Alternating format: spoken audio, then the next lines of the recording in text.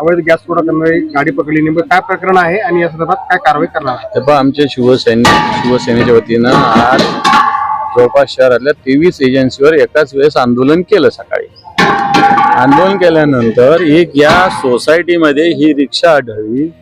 या रिक्षाचं काही महिलांनी आम्हाला आता असं सांगितलं की एजन्सीला फोन केल्यानंतर या ठिकाणी रिक्षा उभी, तिथं 500 रुपये एक्स्ट्रा द्या आणि इथून सिलेंडर घेऊन जा असा निरोप दिला जातो. सगळ्यात आधी गॅस म्हणजे हे ज्वलनशील पदार्थ एका सोसायटीमध्ये अशा पद्धतीने अनधिकृतरित्या ठेवता येत नाही. एक. दुसरी गोष्ट, या रिक्षामध्ये जे सिलेंडर असले पाहिजे, जे डिलिव्हर करायचे त्या कस्टमरची लिस्टिंग असली पाहिजे. 2.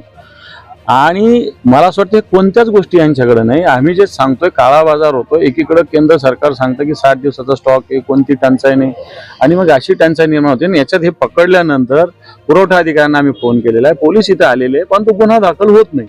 तर नाही झालं तर सरळ कलेक्टरकडे नाही तर सिपिंगकडे घेऊन जाऊ गाडी, पाहू काय होतं मग.